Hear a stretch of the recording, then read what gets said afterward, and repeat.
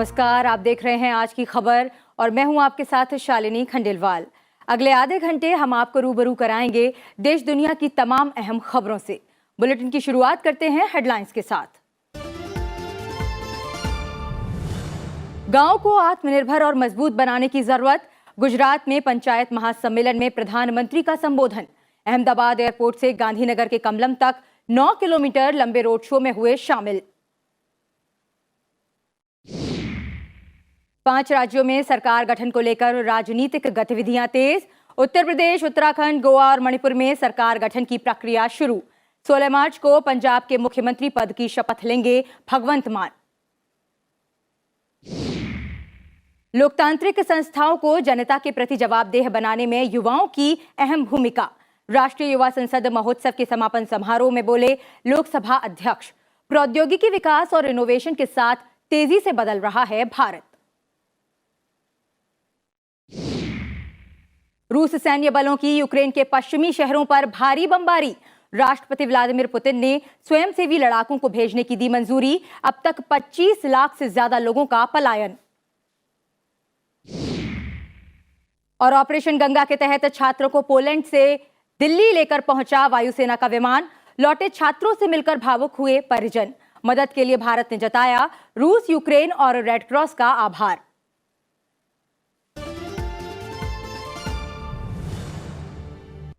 Headlines के बाद अब एक नजर उन खबरों पर जो आज सुर्खियों में रहीं। उपराष्ट्रपति एम वेंकैया नायडू 2 दिवसीय सिक्किम दौरे पर हैं। उपराष्ट्रपति ने आज सिक्किम राजभवन में नेताजी सुभाष चंद्र बोस की प्रतिमा का अनावरण किया और दक्षिण सिक्किम जिले में 300 करोड़ रुपए की लागत वाले खांगचेनजोंगा सिक्किम विश्वविद्यालय की आधारशिला रखी। इस मौके पर उन्होंने कहा कि नई शिक्षा नीति 2020 में प्राइमरी, पूर्व प्राइमरी और व्यावसायिक शिक्षा पर जोर दिया गया है। केंद्रीय गृह मंत्री अमित शाह ने सभी केंद्रीय एजेंसियों को अपराध और अपराधियों का पता लगाने वाले नेटवर्क और प्रणाली यानी CCTNS से जुड़ने के लिए आह्वान किया। उन्होंने कहा कि गृह सचिव को इस संदर्भ में केंद्रीय एजेंसियों के प्रमुखों के साथ बैठक करनी चाहिए। NCRB के 37वें स्थापना दिवस पर दिल्ली में आयोजित समारोह में गृह मंत्री ने ये बातें कही। सभी भारत सरकार की एजेंसियां CCTNS को कुछ ही दिनों के अंदर ज्वाइन करें। हाँ, ये प्रोफेशनली जरूर देखना चाहिए कि इसमें से क्या देना है। मानो CBI है तो P लेवल पर करना है ना, P लेवल पर मत करिए, क्योंकि जब RC रजिस्टर हो जाए तब क्यों नहीं करना। ये तो सार्वजनिक दस्तावेज है, चार्जशीट होगा है, क्यों नहीं आएगा। मैं मानता हूं इससे किसी ने बाहर नहीं रहना चाहिए, सबने इसके साथ जुड़ना चाहिए और वो डेटा को परिपूर्ण, कंप्लीट, 100% बनाना चाहिए। दिल्ली में भारत और कनाडा के बीच व्यापार और निवेश पर मंत्रिस्तरीय वार्ता हुई, जिसकी अध्यक्षता केंद्रीय वाणिज्य और उद्योग मंत्री पीयूष गोयल और कनाडा की अंतर्राष्ट्रीय व्यापार मंत्री मैरी एनजी ने की। दोनों के बीच द्विपक्षीय संबंधों को मजबूत करने और आर्थिक साझेदारी पर चर्चा हुई। सुप्रीम कोर्ट लखीमपुर खीरी हिंसा मामले में केंद्रीय मंत्री अजय मिश्रा के बेटे और मामले में मुख्य आरोपी आशीष मिश्रा को इलाहाबाद हाई कोर्ट द्वारा जमानत दिए जाने के फैसले को चुनौती देने वाली याचिका पर अब 15 मार्च को सुनवाई करेगा। इस हिंसा में 4 किसानों समेत 8 लोग मारे गए थे।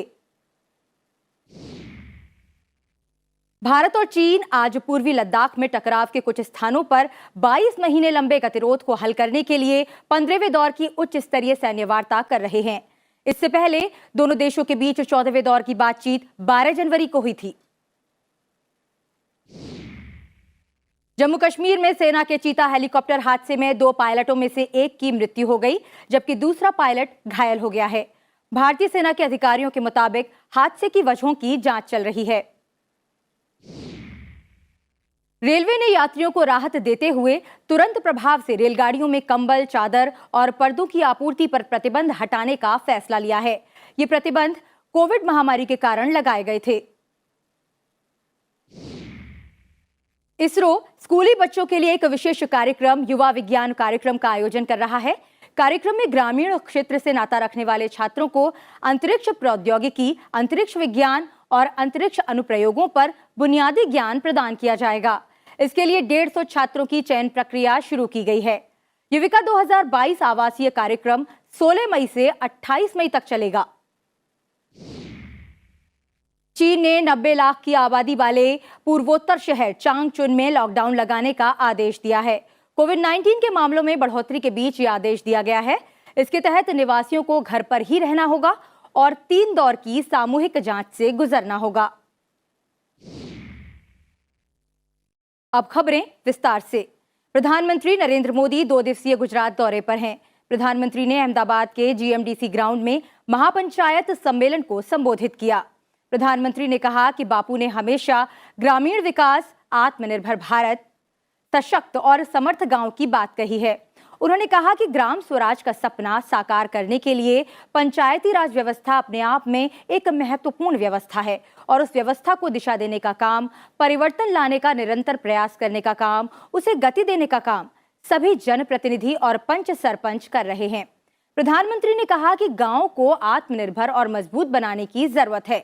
उन्होंने ग्रामीण केंद्रों के समग्र विकास के लिए ग्राम प्रतिनिधियों को लक्ष्य दिया।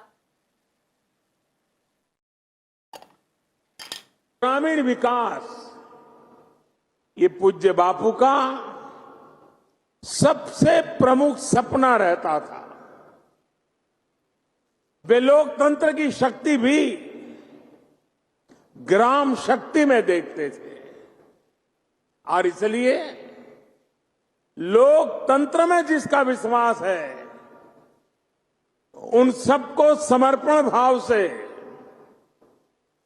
ग्रामीण सारी व्यवस्थाएं उसको बल देना, उसको सामर्थ्य देना, ये उनका स्वाभाविक कर्तव्य बन जाता है। इससे पहले उत्तर प्रदेश, मणिपुर, उत्तराखंड और गोवा विधानसभा चुनाव में बीजेपी की जीत के एक दिन बाद प्रधानमंत्री नरेंद्र मोदी ने गुजरात में अहमदाबाद हवाई अड्डे से रोड शो शुरू किया।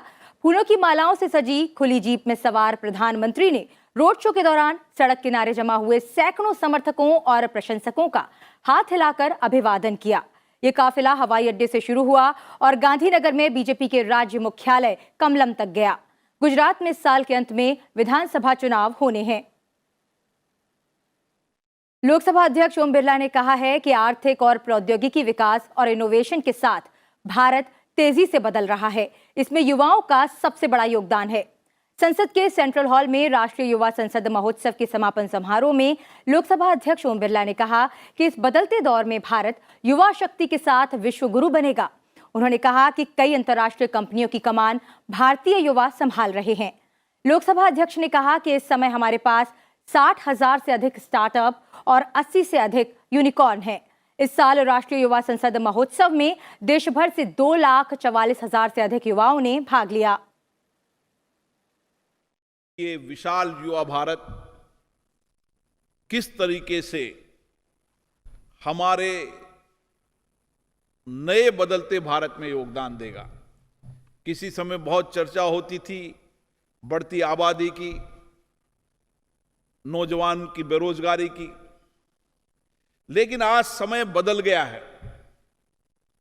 आज भारत का नौजवान केवल नौकरी मांगने नहीं जाता। आज भारत के नौजवान की सामर्थ्य शक्ति इतनी है कि वह नौकरी देने वाला भी बन रहा है। 5 राज्यों में नई सरकार के गठन को लेकर राजनीतिक गतिविधियां तेज हो गई हैं। उत्तर प्रदेश के मुख्यमंत्री योगी आदित्यनाथ ने आज मुख्यमंत्री के रूप में अपने पहले कार्यकाल की अंतिम कैबिनेट बैठक की अध्यक्षता की। कैबिनेट की बैठक के दौरान पूरे मंत्रिमंडल ने अपना इस्तीफा मुख्यमंत्री को सौंपा। कैबिनेट की बैठक के बाद योगी आदित्यनाथ ने अपना इस्तीफा राजभवन जाकर राज्यपाल को सौंप दिया। प्रदेश में बीजेपी ने 255 सीटों पर जीत दर्ज की है, जबकि सहयोगी दलों को मिलाकर 273 सीटें बीजेपी गठबंधन को मिली हैं। पंजाब में आम आदमी पार्टी प्रचंड बहुमत के बाद नई सरकार बनाने की तैयारी में है। चुनाव में जीत के एक दिन बाद राज्य में आम आदमी पार्टी के मुख्यमंत्री पद के चेहरे भगवंत मान ने दिल्ली के मुख्यमंत्री अरविंद केजरीवाल से उनके आवास पर मुलाकात की। विधानसभा चुनाव के नतीजे आने के बाद भगवंत मान की केजरीवाल से ये पहली मुलाकात है। राघव चड्ढा भी बैठक में मौजूद थे।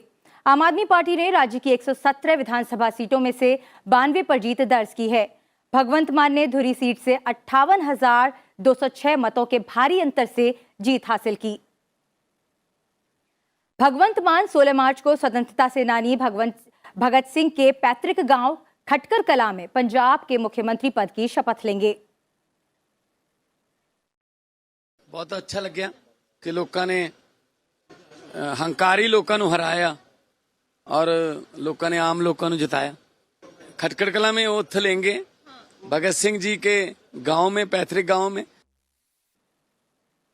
इस बीच पंजाब के मुख्यमंत्री चरणजीत सिंह चन्नी ने चुनावों में कांग्रेस की हार के बाद राज्यपाल बनवारी लाल पुरोहित को अपना इस्तीफा सौंपा। इसके साथ ही आम आदमी पार्टी की अगुवाई वाली सरकार के गठन का रास्ता साफ हो गया है। कांग्रेस को चुनावों में करारी शिकस्त मिली है। चुनाव में चरणजीत सिंह चन्नी, प्रकाश सिंह बादल और कैप्टन अमरिंदर सिंह समेत कई दिग्गजों को हार का सामना करना पड़ा। उत्तराखंड में भी नई सरकार के गठन को लेकर हलचल तेज हो गई है। केंद्रीय मंत्री और बीजेपी नेता पीयूष गोयल और धर्मेंद्र प्रधान को राज्य में बीजेपी विधायक दल का नेता चुनने के लिए पर्यवेक्षक बनाया गया है। वे विधायक दल की बैठक में भाग लेने के लिए जल्द ही देहरादून पहुंचेंगे। राज्य में बीजेपी को मिली शानदार जीत के एक दिन बाद मुख्यमंत्री पुष्कर सिंह धामी ने आज अपने पद से इस्तीफा दे दिया। राज्यपाल लेफ्टिनेंट जनरल सेवानिवृत्त गुरमीत सिंह को अपना इस्तीफा सौंपने के बाद उन्होंने कहा कि नया जनादेश मिलने और पुरानी सरकार का कार्यकाल पूरा होने के बाद उन्होंने राज्यपाल को अपना और अपने मंत्रिमंडल का त्यागपत्र सौंप दिया है। उत्तराखंड में बीजेपी ने 70 में से 47 सीटें अपने नाम कर 2/3 से ज्यादा बहुमत हासिल किया, लेकिन पार्टी को जीत तक ले जाने वाले मुख्यमंत्री धामी स्वयं अपनी सीट बरकरार रखने में विफल रहे। नया जनादेश मिल गया है और इस कालखंड का जो काम था वो कालखंड पूरा हुआ है। तो मैंने महामहिम राज्यपाल जी को अपने समेत पूरे मंत्रिमंडल का इस्तीफा दे दिया है। गोवा के मुख्यमंत्री प्रमोद सावंत ने आज मंत्रिमंडल की बैठक की अध्यक्षता की, जिसमें 14 मार्च को विधानसभा को भंग करने की सिफारिश करने का फैसला लिया गया है। बीजेपी ने राज्य विधानसभा चुनावों में 40 में से 20 सीटों पर जीत दर्ज की है। बैठक के दौरान लोगों का आभार जताने के लिए एक प्रस्ताव पारित किया गया। मौजूदा विधानसभा का कार्यकाल 15 मार्च को खत्म हो रहा है। बीजेपी 20 सीटें जीतकर राज्य में सबसे बड़ी पार्टी बनकर उभरी है और उसे लगातार तीसरी बार सरकार बनाने के लिए क्षेत्रीय महाराष्ट्रवादी गोमंतक पार्टी और 3 निर्दलीय विधायकों का समर्थन मिला है। 3 साल के हमारे टेन्योर में जो हमने आभार व्यक्त करने के लिए जो काम किया उसने लोगों ने सहकार्य किया, इसलिए उनसे आभार व्यक्त किया। और दूसरा रेजोल्यूशन जो हमारे असेंबली का टेन्योर जो खत्म हो रहा है उसके लिए 14 तारीख को असेंबली डिसॉल्व का रेजोल्यूशन जो लिया। 20 सीट्स हमें जो मिले हैं और इंडिपेंडेंट 3 सीट्स हमें सपोर्ट कर रहे हैं और एमजीपी के 2 सीट्स पे हमें सपोर्ट कर रहे हैं। बढ़ते हैं आगे और बात करते हैं मणिपुर की। मणिपुर के मुख्यमंत्री एन बीरेन सिंह ने राज्यपाल ला गणेशन को अपना इस्तीफा सौंप दिया है। हालांकि वो स्थायी व्यवस्था होने तक कार्यवाहक मुख्यमंत्री बने रहेंगे। बीजेपी ने 60 सदस्यीय सदन में 32 सीटों पर जीत दर्ज की है। विधानसभा चुनाव परिणामों के अनुसार विपक्षी कांग्रेस 2017 के चुनावों में सबसे बड़ी पार्टी के दर्जे से अब सिर्फ 5 सीटों पर सिमट कर रह गई है। ये पार्टी के अब तक के सबसे खराब प्रदर्शन में से एक है। Has got full majority, 32, and some political parties expected to support us also. So I'm expecting just our assembly will be last up to 19th of March. So before 19 we have to complete everything. अब बात रूस Ukraine जंग की। भारत ने युद्धग्रस्त Ukraine के शहरों से अपने नागरिकों को बाहर निकालने में मदद करने के लिए यूक्रेन, रूस और रेड क्रॉस का आभार जताया है। यूक्रेन के सूमी शहर से निकाले गए भारतीय छात्रों को पोलैंड के ज़ेजॉ शहर से लेकर वायुसेना का एक विशेष विमान हिंडन एयरबेस पहुंचा। एयर इंडिया के विशेष विमान ने ज़ेजॉ से उड़ान भरी थी। भारत रूस के यूक्रेन पर हमला करने के बाद से युद्धग्रस्त देश में फंसे नागरिकों को रोमानिया, स्लोवाकिया, हंगरी और पोलैंड के रास्ते स्वदेश ला रहा है। यूक्रेन के शहर सूमी से 600 छात्रों को निकालने का अभियान मंगलवार सुबह शुरू हुआ था। दिल्ली पहुंचे छात्र जब हवाई अड्डे से बाहर निकलकर लंबे वक्त से इंतजार कर रहे अपने अभिभावकों से मिले तो सभी भावुक हो गए। अच्छा फील हो रहा है, रिलीफ फील हो रहा है, हम सेफ जगह है। अभी बंकर में भागने की जरूरत नहीं पड़ेगी थोड़ी थोड़ी देरों में। गवर्नमेंट ने जो है हमारी हेल्प की है, हमें कोई प्रॉब्लम नहीं हुई। डायरेक्ट बसेस मिली, ट्रेन्स मिली, डायरेक्ट प्रॉपर इवैक्यूएशन हुआ है ना, हमें बॉर्डर पे खड़े रहने पड़ा 5 to 6 जैसे पहले बच्चों को रहना पड़ता था। तो अब हमारा अच्छा था इवैक्यूएशन से। 3 days कंटिन्यू ट्रैवल किया है यहाँ तक आने के लिए। एम्बेसी वालों ने हमारे लिए बहुत हेल्प की है, 3 दिन से लगातार हमको सेफ यहाँ तक पहुँचाया है। इंडियन गवर्नमेंट ने, रेड क्रॉस ने, सबने मिलकर के बहुत अच्छे तरीके से काम किया। एक ग्रीन कॉरिडोर हमारे लिए बनाया, वो लंबा रास्ता था लेकिन गवर्नमेंट ने बहुत सेफली हम लोगों को वहाँ से निकालने का काम किया। आपने सुना उन भारतीय छात्रों को जो सही सलामत भारत पहुंचे हैं और अपनी खुशी का इजहार कर रहे हैं। रूस और यूक्रेन के बीच चल रही जंग को 15 दिन से ज्यादा समय हो गया है। ऐसे में सरकार की ओर से यूक्रेन में फंसे भारतीयों को ऑपरेशन गंगा के तहत सुरक्षित निकाला जा रहा है।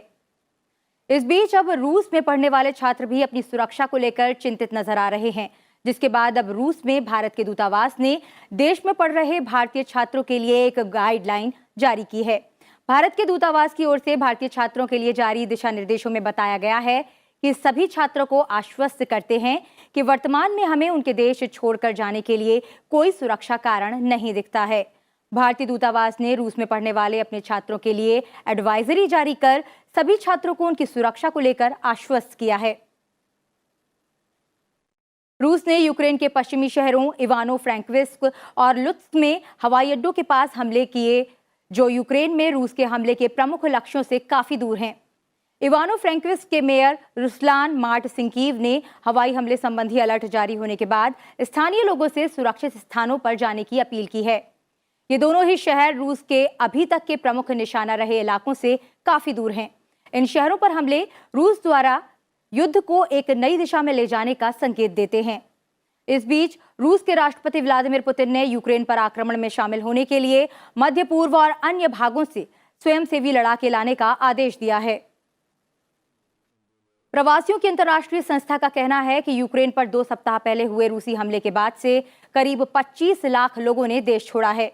अंतर्राष्ट्रीय प्रवासन संगठन के प्रवक्ता पॉल डिल्डन ने कहा कि 15 लाख से ज्यादा शरणार्थी पड़ोसी देश पोलैंड में गए हैं और करीब 1,16,000 शरणार्थी दूसरे देशों के नागरिक हैं। संयुक्त राष्ट्र के शरणार्थी मामलों के उच्चायुक्त फिलिप्पो ग्रांडी ने भी 25 लाख शरणार्थियों का आंकड़ा दिया और कहा कि उनकी एजेंसी का अनुमान है कि यूक्रेन के भीतर करीब 20 लाख लोगों को अपना घर छोड़ना पड़ा है। अमेरिका की संसद ने यूक्रेन और यूरोपीय सहयोगियों को सैन्य और मानवीय सहायता के लिए $13.6 अरब के आपात पैकेज को मंजूरी दे दी। रूस के यूक्रेन पर हमले से हजारों लोग मारे गए हैं और 20 लाख से अधिक लोग देश छोड़कर जाने के लिए मजबूर हुए हैं। अमेरिकी संसद ने लोगों की मदद के वास्ते कुल $1,50,000 करोड़ के पैकेज को मंजूरी दी। प्रतिनिधि सभा ने बुधवार को समझौता विधेयक पारित किया था। राष्ट्रपति जो बाइडेन के हस्ताक्षर इस पर जरूरी थे। इस राशि की आधी रकम करीब $13.6 अरब यूक्रेन को हथियार और अन्य साजो सामान मुहैया कराने और दूसरे पूर्वी यूरोपीय देशों को अमेरिकी सैनिकों को भेजने पर खर्च होनी है। शेष राशि का इस्तेमाल मानवीय, आर्थिक सहयोग, क्षेत्रीय सहयोगियों की रक्षा क्षमता मजबूत करने और साइबर सुरक्षा के लिए है। On Ukraine, Putin was counting on a divided NATO, a divided West, and quite frankly, a divided America. But he got none of that. In fact, he's now facing a more united, energized, resolute NATO in the West than he ever imagined. बढ़ते हैं आगे और बात करते हैं राज्यों से जुड़ी हुई खास खबरों की।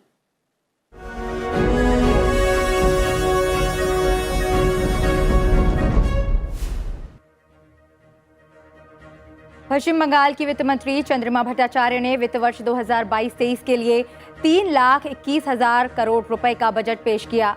विपक्षी दल बीजेपी के बहिष्कार के बीच पेश किए गए बजट में बैटरी और सीएनजी से चलने वाले वाहनों को पंजीकरण शुल्क से छूट और 2 साल के रोड टैक्स से रियायत देने का भी ऐलान किया गया।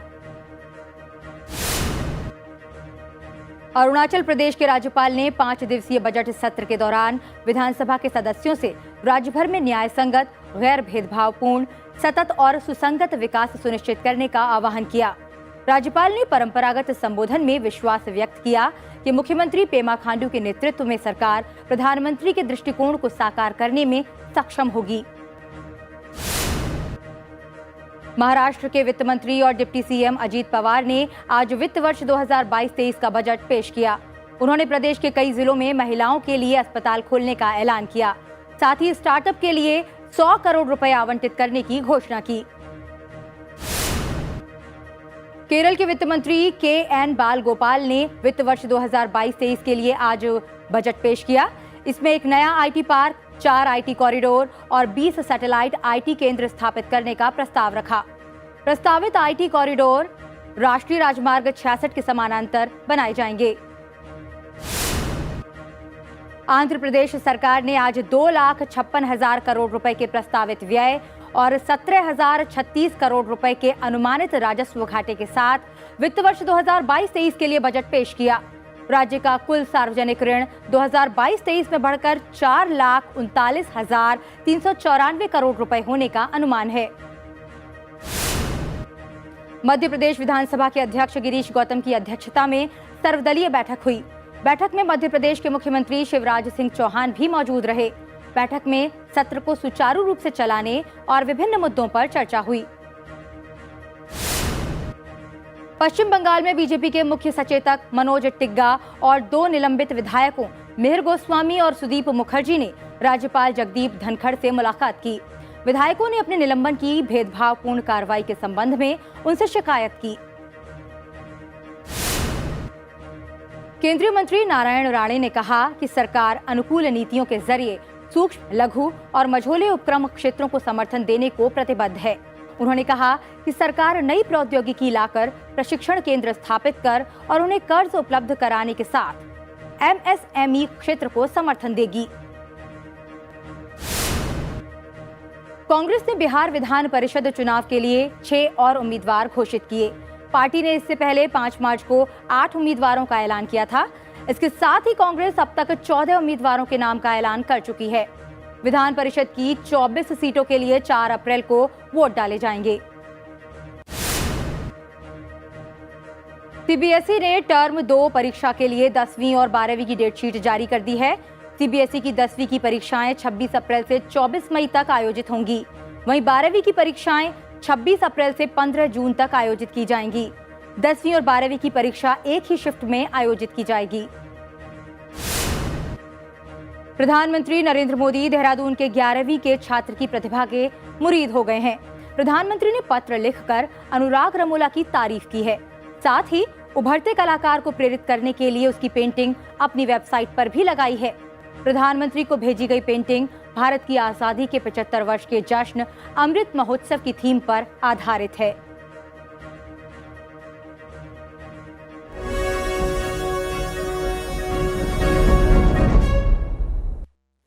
बढ़ते हैं आगे। जनवरी 2022 में औद्योगिक उत्पादन सालाना आधार पर 1.3% की दर से बढ़ी है। ये वृद्धि मुख्य रूप से खनन और विनिर्माण क्षेत्रों के बेहतर प्रदर्शन के कारण हुई है। जनवरी 2021 में खनन क्षेत्र में 2.4% की दर्ज की गई गिरावट के मुकाबले जनवरी 2022 में 2.8% की वृद्धि हुई। विनिर्माण क्षेत्र में जनवरी 2022 के दौरान 1.1% की वृद्धि हुई, जबकि एक साल पहले इसी महीने में इसमें 0.9% की गिरावट आई थी। प्रधानमंत्री नरेंद्र मोदी ने दक्षिण कोरिया में विपक्ष के उम्मीदवार यून सुक योल को देश का नया राष्ट्रपति चुने जाने पर बधाई दी है। योल ने राष्ट्रपति चुनावों में कांटे के मुकाबले में सत्ताधारी दल के प्रतिद्वंदी ली जे मायुंग को हराया। दक्षिण कोरिया में राष्ट्रपति पद के लिए अब तक हुए चुनावों का ये सबसे कड़ा मुकाबला था। वो 5 साल की निश्चित अवधि के लिए 10 मई को राष्ट्रपति के रूप में पदभार ग्रहण करने वाले हैं। अब बात खेल की। भारत और श्रीलंका के बीच दूसरा क्रिकेट टेस्ट मैच कल से बेंगलुरु में शुरू हो रहा है। दिन रात के इस मैच में चिन्नास्वामी स्टेडियम दर्शकों के लिए पूरी क्षमता से खुलेगा। पहले केवल 50% दर्शकों को आने की अनुमति दी गई थी। भारत ने सीरीज के पहले मैच को पारी और 222 रन से अपने नाम कर लिया है। अब दूसरे मैच को जीतकर रोहित शर्मा की टीम सीरीज को क्लीन स्वीप करने के लिए उतरेगी। जनवरी 2020 में भारत और ऑस्ट्रेलिया के बीच तीसरे एक दिवसीय मैच के बाद से चिन्ना स्वामी स्टेडियम में पहली बार कोई अंतर्राष्ट्रीय मैच आयोजित किया जा रहा है। चलते चलते आपको छोड़ जाते हैं दुबई के द वॉल ऑफ आर्ट की दीवारों पर ग्लोबल साउथ के आधुनिक और समकालीन कलाकारों की खूबसूरत पेंटिंग्स के साथ। हमें दीजिए इजाजत। नमस्कार।